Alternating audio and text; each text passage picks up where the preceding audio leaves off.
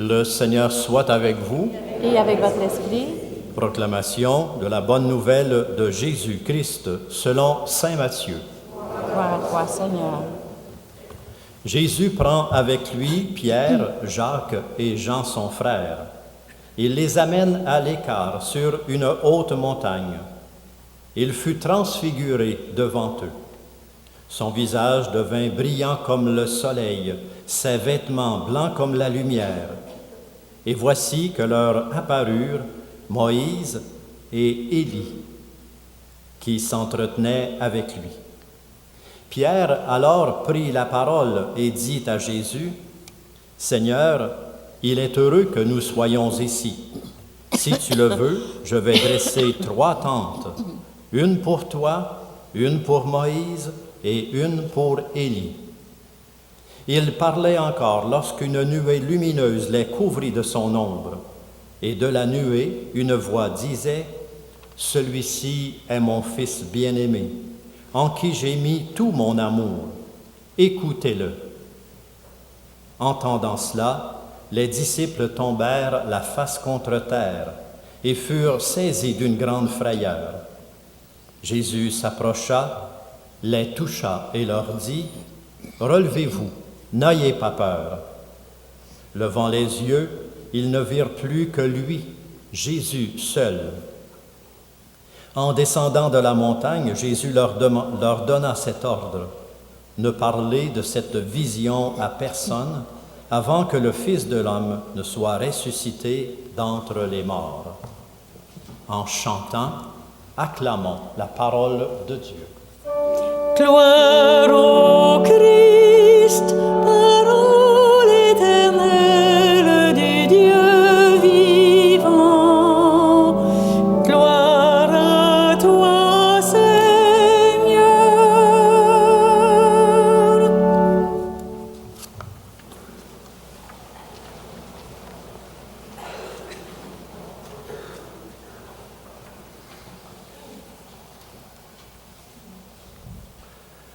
Enraciné dans la parole.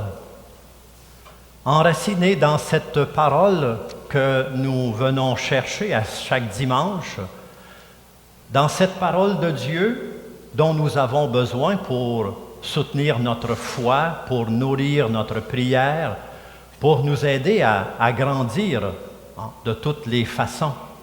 Enraciné dans la parole, profondément. Et enraciné en même temps dans l'amour de Dieu, parce que cette parole nous révèle un amour qui est infini, un amour qui est sans limite, un amour qui est sans condition. Et je pense bien que parce qu'on est humain, à cause de notre humanité, de nos limites, nous avons besoin de nous redire cette réalité presque à chaque jour.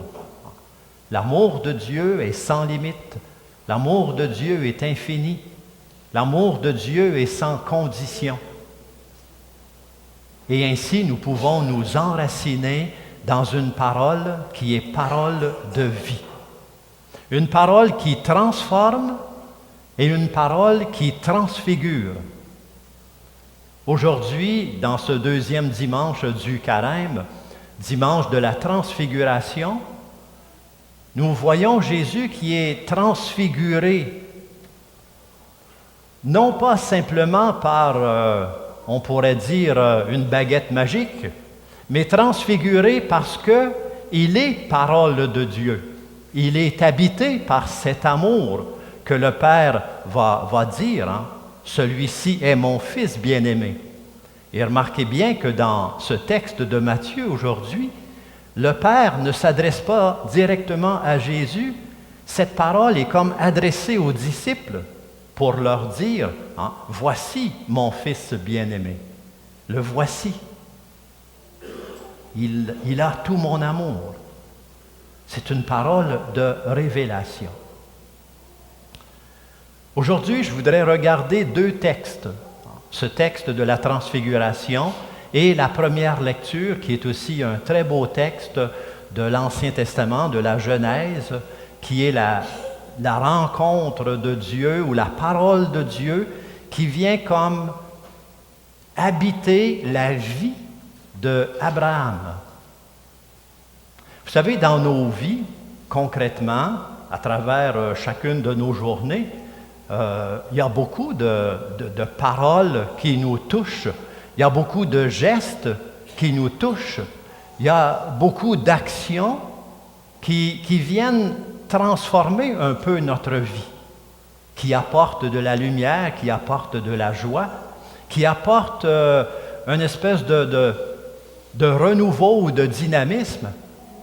La transfiguration, elle est un peu dans cette ligne-là, mais beaucoup plus, parce que c'est Dieu qui s'adresse à Jésus et c'est Dieu qui, à travers Jésus, s'adresse à chacun d'entre nous en nous disant « Tu es mon enfant bien-aimé, en toi habite tout mon amour ». Et ces paroles du quotidien, on a besoin de s'y arrêter de temps en temps. Des paroles qui font du bien, des paroles qui nous transforment et des paroles qui nous transfigurent d'une certaine façon. Un exemple très simple, je prends un exemple des enfants parce qu'un enfant, c'est tellement transparent. Quand je vais faire une petite visite chez mes neveux ou mes nièces qui ont des jeunes enfants et que le parent a été absent pendant quelque temps, 1 heure, 2 heures, ça suffit. Et lorsqu'il revient et qu'il prononce le nom de l'enfant, là, il y a un sourire immense qui illumine son visage. Comme si il y avait une parole capable de toucher, de rejoindre, de communiquer au cœur de cet enfant l'amour dont il a besoin. Son nom est prononcé et dans le ton de cette voix, dans le timbre de voix qu'il reconnaît, que l'enfant reconnaît, il y a comme une espèce de grand message d'amour. Et l'enfant en est comme, d'une certaine façon, transfiguré. La transfiguration de Jésus, c'est un peu dans cette ligne-là, un amour qui transfigure, l'amour du Père qui transfigure et qui l'habite profondément. C'est un peu dans cette ligne-là, mais encore beaucoup plus. La transfiguration de Jésus vient nous révéler l'amour du Père qui est puissant, l'amour du Père qui est assez fort pour nous habiter, nous nourrir et nous transfigurer. Mais ce moment de la transfiguration, c'est comme un moment restreint, ça ne dure pas longtemps. Et les disciples, c'est dans le texte d'aujourd'hui, les disciples voudraient tellement que ça se prolonge. Mais tellement que Pierre dit aux autres, on va dresser ici 3 tentes pour s'y établir, puis pour y rester. On est tellement bien. Mais Jésus, non, dit, il faut descendre, il faut retourner, il faut descendre de la montagne. Hier après-midi, je suis allé faire une petite marche dehors, puis il faisait tellement beau. Alors, je me disais, enfin, le soleil est arrivé, un peu de chaleur, le printemps est arrivé. Ce matin, on a encore le soleil, mais la chaleur est partie un peu. Mais hier après-midi, j'avais le goût de dire un peu comme les disciples, on va essayer de garder ça, puis on va essayer de le conserver, de conserver cette chaleur, de plonger dans le printemps, puis on a. Ça fait tellement l'hiver était un peu long, puis le froid se prolonge. Alors, on a comme le goût de dire, s'il y a un peu de soleil, un peu de chaleur qui arrive, enfin c'est arrivé. C'est un signe du printemps. La chaleur, ça s'en vient, mais ce n'est pas totalement arrivé. L'événement de la transfiguration, c'est un peu dans cette ligne-là. C'est un signe qui est donné aux disciples pour leur dire, voilà, Dieu qui habite notre vie, c'est vrai, voyez Jésus, mais c'est pas permanent encore, ça va venir. C'est comme un signe qui vient comme réveiller l'espérance, qui vient nous dire, c'est sur cette route-là, continuez à marcher, continuez à continuer à avancer. Dans la première lecture, on a un autre exemple très beau, très fort. Cet événement de la rencontre d'Abraham avec Dieu. Et Dieu lui dit simplement, « Abraham, ma bénédiction est sur toi. Je te bénirai si tu marches en ma présence. Je te bénirai et je bénirai les tiens et par toi toutes les familles de la terre. » C'est très beau cette bénédiction, cette parole de Dieu. Et à travers Abraham, cette bénédiction, elle nous est adressée à chacun d'entre nous. Est-ce que je crois à cette bénédiction de Dieu qui repose sur moi, à cette parole? Est-ce que je l'accueille? Est-ce que je la fais mienne? Est-ce que je me laisse habiter par cette parole? Alors, voyez-vous, aujourd'hui, pour un peu entrer dans ces lectures, dans cette parole de Dieu qui nous est donnée par la liturgie du dimanche de la Transfiguration, on a mis sur des cartons, peut-être que plusieurs en ont pris à l'entrée, peut-être que d'autres n'ont pas eu l'occasion, on a laissé des paniers à différents endroits, des textes, des extraits de la parole de Dieu, des extraits du psaume, des extraits de la première lecture, des extraits de l'Évangile, comme pour nous aider à laisser la parole de Dieu habiter notre vie, enracinée dans la parole, par notre prière, par notre méditation. On a retenu 6 textes, j'en évoque quelques-uns.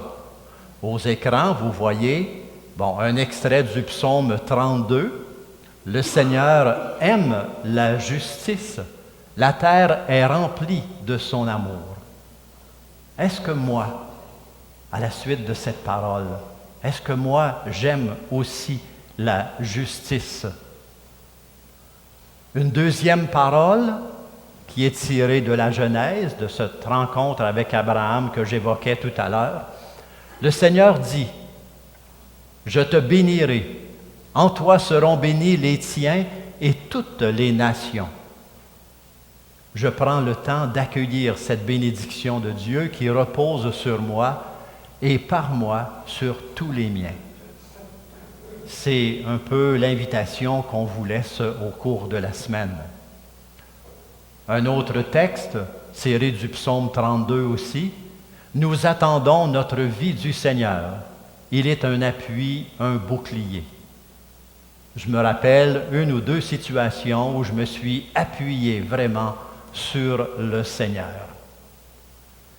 Alors, selon les textes que vous avez reçus sur le carton, sur le petit carton, il y a toujours une question qui nous invite à prolonger la méditation de cette parole. L'Évangile aussi aujourd'hui, où les textes nous disent que la parole de Dieu que nous accueillons, à qui nous permettons de s'enraciner dans notre vie, elle n'est pas uniquement pour nous, d'une façon, on pourrait dire, égoïste, s'enfermer sur cette parole. Elle nous appelle à poser un geste, à donner une parole, à faire quelque chose pour que ce que nous recevons, nous puissions le partager avec les autres.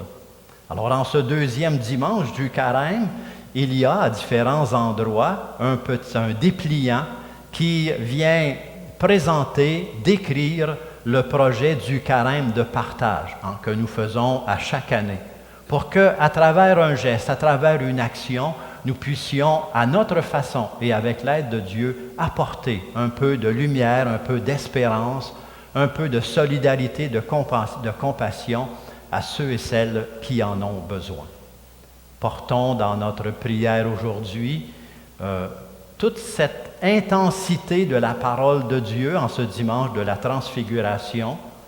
Laissons-nous transformer, habiter par la parole et prenons aussi dans notre cœur comme la résolution d'être porteur d'une parole qui aide les autres, qui transforme, qui illumine, qui apporte un peu de lumière.